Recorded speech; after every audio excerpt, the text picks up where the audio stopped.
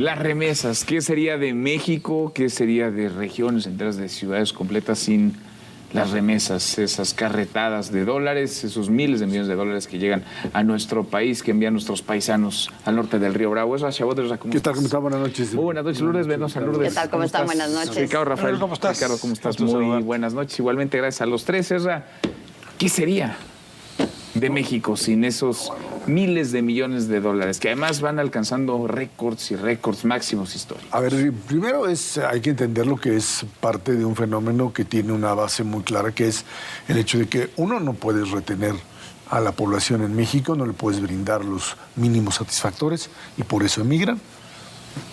Temas de seguridad, lo que tú quieras. Es una tendencia que se había revertido en los últimos, hace 10 años, donde parecía que el tema de la migración mexicana pues había sido contenido y seguían llegando remesas, ya no en las mismas cantidades, pero de alguna manera el esquema se había equilibrado. Hoy lo que tienes es un fenómeno de una salida masiva, tanto de, por supuesto, los centroamericanos, caribeños, pero también de mexicanos. Hay ahí el dato de Gobernación, en donde de enero a agosto el gobierno de los Estados Unidos, las autoridades, alrededor detuvieron en la frontera, hay de varias nacionalidades, pero la mexicana es la mayor, con 490,000 mexicanos regresan. ¿Pero estás diciendo que hay más remesas porque hay más mexicanos en Estados Unidos? Ese es un factor, El otro factor es que, acuérdate que pues finalmente inundaron de dólares el gobierno norteamericano y la Reserva Federal, llenaron de dólares en la pandemia para evitar una recesión mayor, y esto te dio una mayor cantidad de recursos. Ese es un factor, sin duda alguna, más mexicanos, en mejores condiciones, los niveles de empleo. Hoy las bolsas se caen porque los datos de empleo son extraordinarios, esa es la gran paradoja, y eso dicen, pues entonces la Reserva Federal va a tener que subir la tasa de interés. Ese es un factor. Hay otros que están ligados a cosas que habría que investigar con mayor claridad, como el tema de crimen organizado y lavado de dinero, que también se utiliza en el modelo de las remesas. Pues están bancarizadas las remesas, son muy complicados. Sí, pero hay mecanismos. Hay mecanismos en donde tú le entregas dinero y el mismo, aquel que te lo recibe el cheque, $350 no importa, por persona, lo regresa, ¿sí? Como parte de ahí. Hay un mecanismo de eso para el lavado de dinero, sin duda alguna. Ricardo. Voy a refrasear, si me permites, lo que acabas de preguntar. ¿Qué habría sido de Alemania sin la migración turca? ¿O qué habrá sido Inglaterra o de Francia sin las migraciones portuguesa y española pasando la guerra? Es decir, las naciones que han tenido mayor desarrollo, las que en su momento supieron abrirse a la migración, y luego esa migración desarrolló países como Turquía, como España, como Portugal, como Grecia. Estos fenómenos, la verdad, de pronto nos sorprenden mucho, pero es bastante común en la historia de la humanidad. No alcanzo a comparar si llegaron a haber remesas de este tamaño para España, pero te puedo asegurar que España se desarrolló muchísimo justamente gracias a estas fuentes. Ahora, lo dice muy bien Ezra. ¿Cuándo ocurre esto? Cuando los países a los que estoy citando, los beneficiarios de la migración, pues tienen momentos de avance importante de su economía. Si la Segunda Guerra, pues lo que hizo fue detonar un desarrollo, los famosos 30 años gloriosos en esos países. Ahora, Estados Unidos, por el COVID, está viviendo una buena época. No sé cuánto tiempo le dure, yo voy a tocar fuerte, pero en efecto, parte por recursos que dio el gobierno, financiados por el contribuyente, pero también porque la economía está dando buenos números. ¿Eso qué quiere decir? Necesita mano de obra. Y cuando necesita buena mano de obra, pues en fin, de la que venga mejor, y la que mejor entra hoy a Estados Unidos, hay que decirlo, pues no es la que viene de China, ¿no? Aunque algunos quisieran llegar desde allá, es la que viene de México. Entonces, este fenómeno se debe fundamentalmente a ese desarrollo. Ahora, yo tengo una diferencia con Ezra, pero antes de hacerla explícita, sí me gustaría sumar a los números de las remesas de nuestros connacionales allá una migración muy importante de estadounidenses a México, que esa se nos barre. Las remesas no solamente es mi tío que vive en Houston y me está mandando unos dólares, también es el sobrino del gringo que desde Portland decidió mudarse a la Ciudad de México y que ahora se llama pomposamente nómada digital. La cantidad de estadounidenses que después del COVID llegaron a Los Cabos, a Cancún, a la Ciudad de México, en fin. A ver, somos un país receptor de nómadas digitales. Están también recibiendo sueldos, recibiendo recursos. Pensiones también. Bueno, algunos dependiendo de las edades, porque hay muchos muy jóvenes que todavía no tenemos pensiones. Pero en fin, ese dinero también importa. Donde difiero con el rey, me siento mucho más cómodo contigo, es que en efecto está muy complicado que ese dinero venga al narcotráfico. Si quieres, ahora lo discutimos en una siguiente ronda, pero es una buena época, bravo. ¿Te diste cuenta que en ningún momento mencioné que es el actual gobierno el que provocó la llegada de estas remesas? Ahora, nomás para dimensionar, digamos, la llegada de estos dólares representa más que la inversión extranjera, por ejemplo, directa. Representa más que el turismo, que la exportación de petróleo. Es decir, por eso lo planteaba así, es decir, ¿qué sería de nuestro país hoy? Ahora, es la quinta parte de lo que produce la industria manufacturera de exportación. Que es la única que supera. Ahí sí en entrada de divisas, la única. Ahí estamos hablando, es más, perdón, sí, quinta parte, estoy en una fecha equivocada. La décima parte. Estás hablando de 500,000 millones de dólares, el valor de esa industria. Con y en efecto, ¿no? Sí, pero es el único rubro, digamos, que superaría a las remesas. Ni el turismo, ni los ingresos por petróleo. Y es un negocio que no tiene... ¿El nómada digital es turista o no? Es que es dinero del turismo también. Lourdes, Pues sí. A ver, ¿cómo lo ves tú, Lourdes? Pues ahorita de lo que estabas diciendo de cuánto dinero es las remesas, ¿sabían ustedes que el 30% de las remesas es lo que nos gastamos los mexicanos o el gobierno de la 4T se gasta en todos sus programas sociales? O sea, con el 30% de las remesas se pagan todos los programas sociales y te queda el 70%. Y un tema que a mí me gustaría mucho ponerlo sobre la mesa. Que el dinero de las remesas no va al gobierno. No. O sea, los programas sociales son 350,000 millones. ¿Sí? Y las remesas son 60,000 millones. Pero claro, pesos contra dólares. Claro. Nada más que pesos contra dólares. Ahí ha habido un problema. También, ¿por qué identifican una mayor cantidad? Pero ya si me dejas hablar tantito. Estamos hablando de las remesas, tú te vas a ver los programas sociales. No, o sea, estás dimensionando lo que es el dinero de las remesas, pues ¿qué más te da? El 30% de las remesas alcanzan para todos los programas sociales de la 4T. De esa naturaleza estás hablando.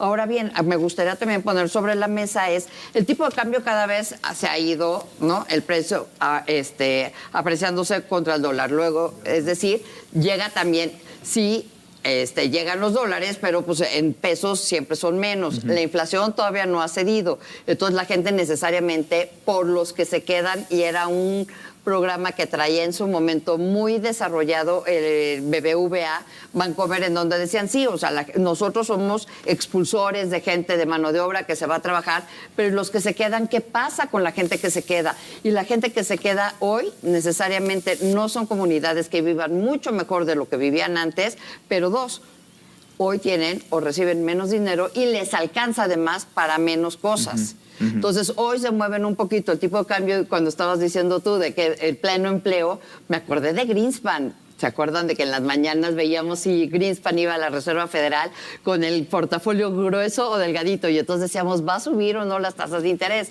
Sí, en Estados Unidos todo el mundo está adelantando que se van a subir, pero las tasas de interés que están aquí en México alrededor del 11% es una chulada.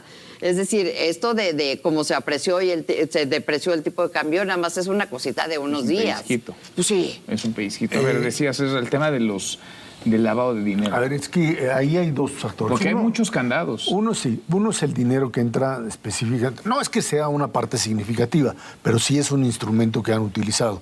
Es pero un mecanismo.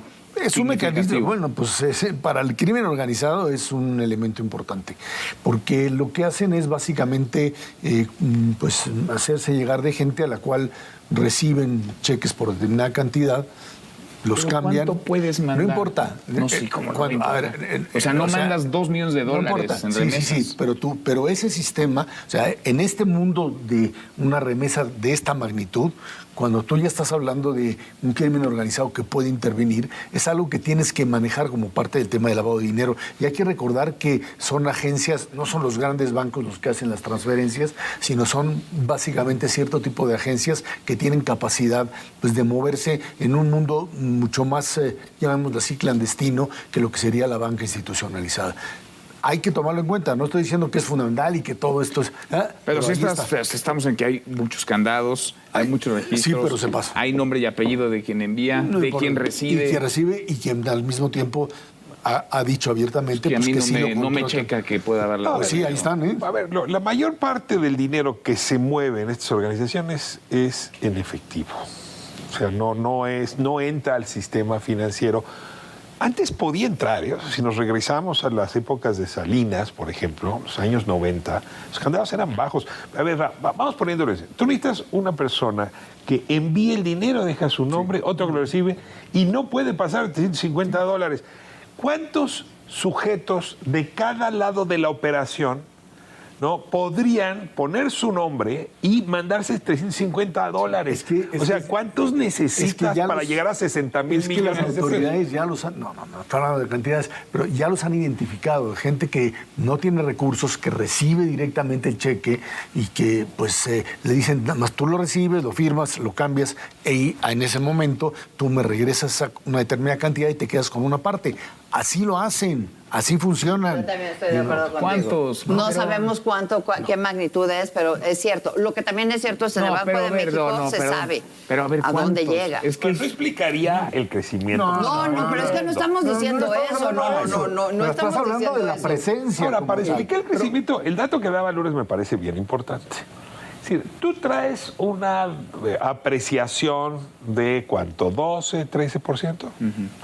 Bueno, en efecto, pues antes te mandaban $1 y ahora te habla tu abuelita y te dice, mijito, ¿no me podrías mandar $1 con 12 centavos, por favor? Mijo. Y entonces, claro, lo que manda el hijo, ¿no? Es $1 con 12 centavos. Cada apreciación tiene que mandar más.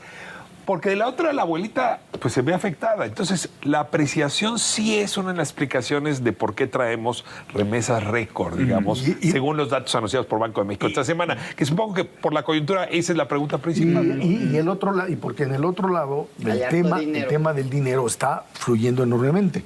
O sea, hay una enorme capacidad por parte de los Estados Unidos, lo que tú decías, uno, de pues pagar salarios altos, salarios reales altos, esa es una, y la segunda es el hecho de que con todo y tasas de interés que ya están casi en el 5%, 4.80 el bono a 10 años, sí, hoy tienes, a pesar de eso, un empleo brutal que tiene que absorber a esa mano de obra. Cuando hoy discutían en el Congreso con respecto, o estaban discutiendo antes de que se echaran a Kevin McCarthy, discutían sobre el tema de cómo hacerle para enfriar la economía o para hacer... Uno de los congresistas decía abiertamente, es que el problema que tenemos con la migración, porque esto lo conectaban con migración ilegal, etcétera, es que no hay sanciones muy importantes a los empleadores. Y como hay tanta necesidad de mano de obra, esto se ha convertido en un nivel de absorción. El que pasa del otro lado se queda, o sea, el que consigue evitar a la migra y todo, finalmente consigue entrar al sistema y se mantiene. Verías otra situación en un modelo de recesión, ahora, como que algunos... Déjenme regresar a la pregunta inicial. Yo les planteaba, ¿qué sería de la economía mexicana? ¿Qué sería de México, de ciudades, de regiones, sin esa cascada de dólares que ingresa? Déjenme entender a dónde se va todo ese dinero. ¿Cómo circula? ¿Cómo activa la economía de nuestro país? ¿Para dónde se mueve? Déjame reaccionar con una metáfora. ¿Qué impacto tiene? A ver. La pregunta es bien interesante, pero es como si me dijeras, ¿qué pasaría con un hermano siamés si lo separas de su otro hermano? No, es decir, el nivel de integración que tenemos, o sea, ¿dónde comienza México y dónde termina? Para decirlo honestamente, y casi lo puedo decir con respecto a Estados Unidos. A ver, en México que arranca en su ciudad está acabando en Kentucky. Son una economía de un nivel de integración enorme. Entonces, sí, claro, estamos acostumbrados a ver el flujo comercial porque no hicimos los tratados necesarios para que la integración migratoria se diera. Pero esos máximos se reflejan en un crecimiento Ahora, económico? no. Porque, a ver, déjame si responderte. recibimos más dólares que nunca, pues tendríamos que A ver, crecer. déjame ahora más que responderte, nunca. puntualmente a lo que decías. Esa integración no es homogénea. Sí, no es que realmente hay una fusión de los dos territorios. En realidad lo que tendrías es un poco como las migraciones de las mariposas o de las aves, son migraciones de lugar a lugar. Deja planteártelo así. Pues la buena parte del dinero de Dallas, ¿no? Por ejemplo, o del dinero de Colorado está en Durango. Muy buena parte del dinero de California está en Oaxaca. Muy buena parte del dinero en Michoacán igual se fue al norte de Texas. Entonces, ahí es donde tú vas a ver justamente ese chisguete que estás buscando. No es que esté llegando a todo el país. Ahora, lo que tendrías que ver es en esas regiones cómo va el desarrollo y los nuevos negocios y las casas que se están construyendo. Pero cierro, ve los indicadores de construcción que acaba de leer esta semana. Y ve dónde están esas indicaciones. Traes indicadores de construcción de hasta 30% de obra no gubernamental. Vela dónde está. Entonces ahí se van los dólares, ahí se va parte de los dólares. Es que yo lo decía hace ratito con los que se quedan y que hay todo el estudio que trae BBV y que lo sigue teniendo, bueno, ahora ya no se llama BBVA Bancomer, sino ya nada más BBV. Ellos dicen por los que se quedan. Y los que se quedan, tú sigues viendo esas comunidades de mujeres solas viviendo todavía en una miseria total. O sea, no estás viendo que tengas un mejor nivel de vida para la familia que se queda. Tienen identificados alrededor de no sé cuántos mexicanos que están en Minnesota y sin embargo que Minnesota no tiene una de estas y hay un flujo de dinero que viene de Minnesota hacia la frontera mexicana que es prácticamente inexplicable como parte de esta realineamiento, diría yo. Bueno, tú duro y dale con eso. Ahora, la próxima semana nos traes ahí está el dato. Pero de que el ¿cuántos crecimiento en económico, Minnesota mandan cuántos dólares el crecimiento del a consumo, qué ciudad fronteriza en Estados Unidos? a Reynosa, el crecimiento, A Reynosa. Ya te la pusiste tú la tarea no, yo solita. no la puse, bueno, pues Está bien, investigar, no, sí. ya se acabó. Vámonos. Gracias, Lourdes, gracias, Ricardo, gracias. Hasta mañana, pásate.